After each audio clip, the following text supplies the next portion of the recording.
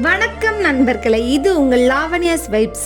வாழ்க்கையை மாற்றக்கூடிய கதைகள், மனதை தொடும் வார்த்தைகள், நம்பிக்கையை வளர்க்கும் உண்மைகள் மற்றும் ஊக்கமளிக்கும் காணொளிகளை உங்களுக்காக கொண்டு வருகிறோம்.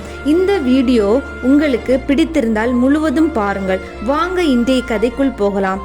எனக்கு நண்பர்கள் இல்லை, ஆனால் என்னை ஒருபோதும் தனியாக விடாத ஒரு நண்பர் இருக்கிறார். என் வாழ்க்கையில் எப்போதுமே நான் ஒரு லோன்லியான பொண்ணாக தான் இருந்தேன். எனக்கு பெரிய ஃப்ரெண்ட் சர்க்கிள் கிடையாது. யாரிடமும் சென்று பேசவும் தெரியாது. நான் அமைதியாக இருப்பேன். பல நேரங்களில் என்னை யாரும் புரிந்து கொள்ளவில்லை என்று தோன்றும். எத்தனையோ இரவுகள் நமக்குன்னு ஒரு உண்மையான நண்பர் கூட இல்லையே என்று அழுதிருக்கிறேன். என் மனதில் இருக்கும் கஷ்டத்தை யாரிடமாவது சொல்ல வேண்டும் என்று நினைப்பேன். ஆனால் சொல்ல யாரும் இருக்க மாட்டார்கள். சில இரவுகளில் தூக்கமே வராது. தனிமை என்னை மிகவும் வலிக்க செய்தது. ஆனால் அந்த தனிமையில்தான் நான் ஒரு விஷயத்தை உணர்ந்தேன். எல்லாரும் என்னை விட்டு விலகினாலும் ஒருவர் மட்டும் என்னை ஒருபோதும் விட்டு விலகவில்லை. அவர் இயேசு. நான் அழுத போது அவர் கேட்டார். நான் உடைந்த போது அவர் என்னை தாங்கினார். நான் வழி தெரியாமல் நின்ற போது அவர் வழி காட்டினார். எனக்கு எந்த பிரச்சனை வந்தாலும் அது முதலில் நான் இயேசுவிடம் சொல்லுவேன். ஏனென்றால் அவர் பதில் தருகிறார்.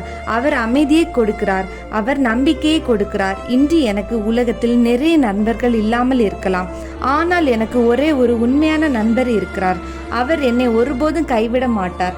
அவர்தான் என் இயேசு. மனிதர்கள் மாறலாம், உறவுகள் விலகலாம், ஆனால் கடவுளின் அன்பு மட்டும் ஒருபோதும் மாறாது. இன்று நான் தனியாக இல்லை, ஏனென்றால் என் கூட இயேசு இருக்கிறார். கடவுளால் முடியாதது எதுவும் இல்லை. அவரை நம்புங்கள். அவர் உங்களை ஒருபோதும் கைவிட மாட்டார். நீங்களும் வாழ்க்கையில் தனிமையாக உணர்ந்திருந்தால் நினைவில் வைத்து கொள்ளுங்கள். உலகமே உங்களை மறந்தாலும் இயேசு உங்களை ஒருபோதும் மறக்க மாட்டார். இந்த கதை உங்கள் மனதை தொட்டிருந்தால் ஒரு லைக் செய்து உங்கள் கருத்துக்களை கமெண்டில் பகிருங்கள்.